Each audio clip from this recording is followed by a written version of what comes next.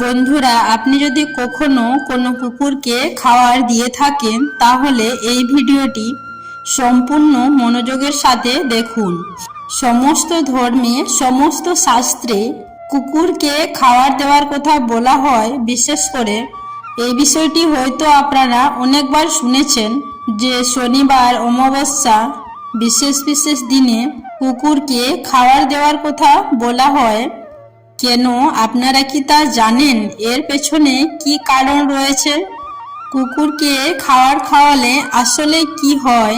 এই সমস্ত প্রশ্নের উত্তর আমার এই আজকের ভিডিওর মাধ্যমে ব্যক্ত করব। ভগবান শ্রীকৃষ্ণ দ্রৌপদীকে এই ব্যাপারে বিস্তারিত বলেছিলেন। আশা করছি দর্শক বন্ধুরা আমার এই আজকের ভিডিও থেকে অনেক কিছুই নতুন জানতে পারবেন। আজকের আমার এই ভিডিওটি সম্পূর্ণ মনোযোগ সহকারে দেখুন। দেখার পর এইরূপ কোনো সংক্রান্ত প্রশ্ন বা মতামত থাকলে নিচে কমেন্ট বক্সে অবশ্যই জানাতে ভুলবেন না। নমস্কার দর্শক বন্ধুরা, ধর্মকথা চ্যানেলে জানাই আপনাদের সকলকে সুস্বাগতম। আশা করছি ঈশ্বরের কৃপায় আপনারা সকলে ভালো আছেন এবং সুস্থ রয়েছেন। তো বন্ধুরা, চলুন আসা যাক এবার মূল পর্বে।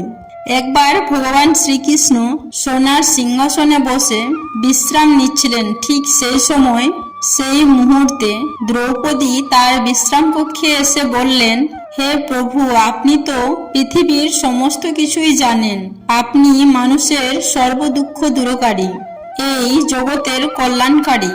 হে প্রভু, আমি আপনাকে একটি প্রশ্ন জিজ্ঞাসা করছি, কৃপা করে তার উত্তর সহ আমাকে বুঝিয়ে দাও। তখন ভগবান শ্রীকৃষ্ণ বললেন, হে দেবী দ্রৌপদী, আপনার মনে যে প্রশ্নই থাকুক না কেন, কোনো দ্বিধাবোধ না করে আপনি আমাকে জিজ্ঞাসা করতে পারেন। আমি অবশ্যই আপনার প্রশ্নের উত্তর দেব। তখন দ্রৌপদী বললেন, হে ভগবান, আমি জানতে চাই কুকুরকে খাদ্য খাওয়ালে মানুষের আসলে কি হয়? কুকুরকে খাওয়ালে কি কোনো উপকার পাওয়া যায়? তখন ভগবান শ্রীকৃষ্ণ বললেন, হে দেবী দ্রৌপদী, আপনি তো কুকুরের সম্পর্কে ভালো করেই জানেন, কারণ আপনি তো কুকুরকে অভিশাপ দিয়েছিলেন। দ্রৌপদী তখন বললেন, হ্যাঁ প্রভু, আমি কুকুরকে অভিশাপ দিয়েছিলাম, কিন্তু আপনি আমাকে দয়া করে বলুন যে কুকুরকে খাদ্য খাওয়ালে কি হয়? মানুষের কি কোনো উপকার হয়? তদুত্তরে ভগবান শ্রীকৃষ্ণ বললেন, হে দেবী দ্রৌপদী, যদি কুকুরকে এক টুকরো রুটি বা যে কোনো প্রকার খাবার খাওয়ালে একজন ব্যক্তির 8টি উপকার হয়।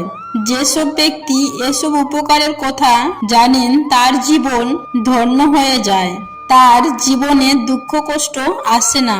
যে ব্যক্তি প্রতিদিন কুকুরকে এক টুকরো খাবার খাওয়ায় সে অবশ্যই এই 8টি উপকার পেয়ে থাকে এবং সে সারা জীবন সুখী থাকে এবং মৃত্যুর পরেও সে মোক্ষ লাভ করে থাকেন। ভগবান শ্রীকৃষ্ণ তখন একটি গল্পের সাহায্যে দ্রৌপদীকে বললেন, এক সময় একটি গ্রামে খুবই ক্ষুধার্ত কালো কুকুর বাস করত।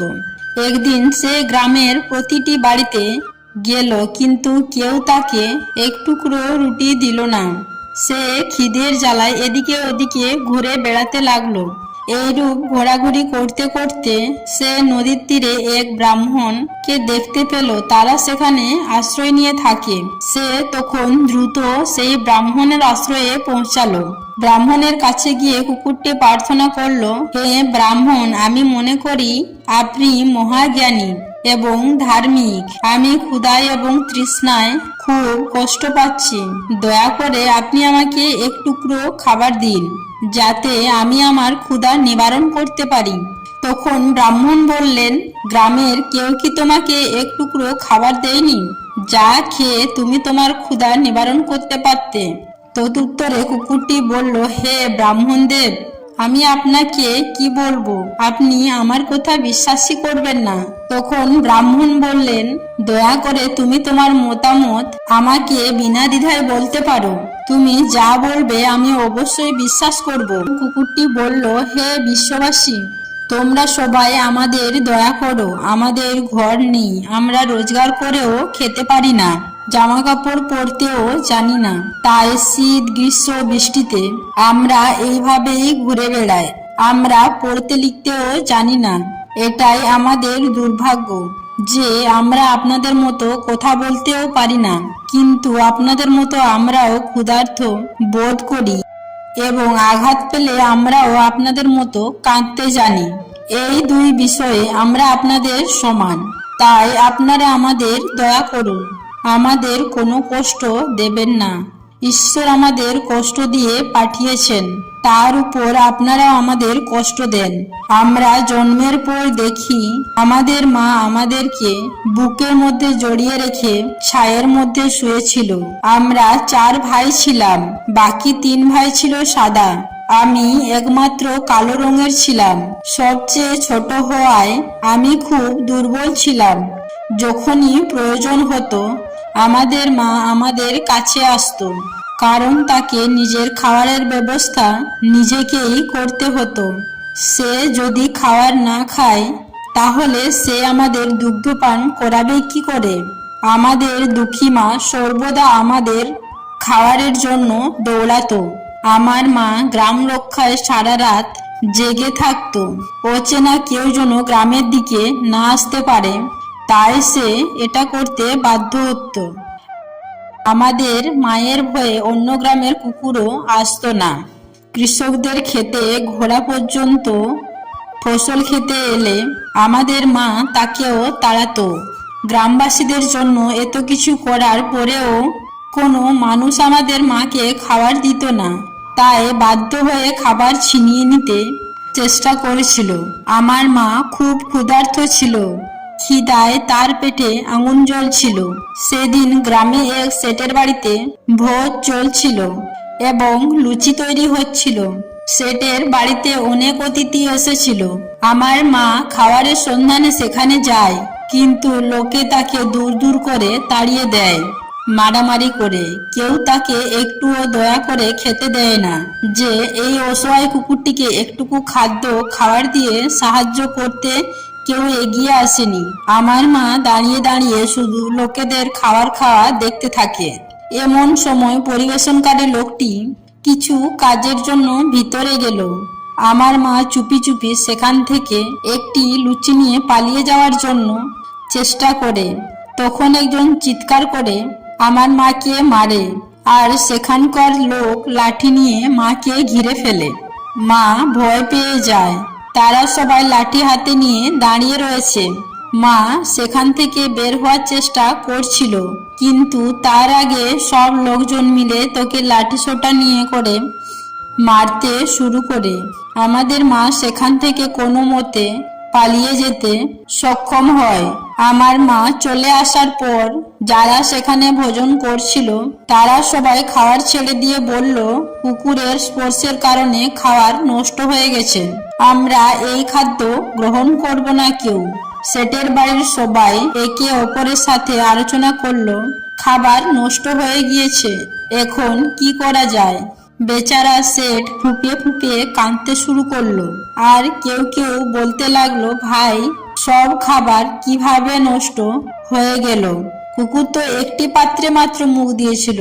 অনেক মানুষ ঘরে কুকুর পালন করে, কুকুরটি তাদের ঘরেই ঘুমায় এবং খায়, এতে খারাপ কিছু নেই। কিন্তু তাদের মধ্যে কেউ কেউ বড় বাড়ির লোক ছিল এবং তারা একজনকেও খেতে দেয়নি। তারা বলে এই খাবার নষ্ট হয়ে গিয়েছে, এই খাবার আমাদের খাওয়ার উপযোগী নয়। শেষ পর্যন্ত তাদের মতামত শোনা হয় এবং সেই খাবার দরিদ্রদের মধ্যে বিতরণ করা হয়। সেই দিন আমার মা খুশিতে পেট ভরে খাবার খেয়েছিল, কিন্তু সে অনুভব করেনি যে এই সুখ তার জন্য বড় কষ্টের হয়ে দাঁড়াবে। খাবার খেয়ে সে আরামে যখন শুয়েছিল তখন সেট তার কাছে লাঠি নিয়ে এসে তাকে মারধর করতে লাগলো। সে পালানোর সুযোগ না পেয়ে লাঠি সোঁটার আঘাতে জোরে জোরে চিৎকার করে তাকে ছেড়ে দেওয়ার অনুরোধ করে। মায়ের এই আর্তনাদ শুনে পাথরও গলে যেত, কিন্তু সেই সেটের হৃদয়ে কোনো দয়া হলো না। সেট তাকে প্রচন্ডভাবে মারতে লাগলো।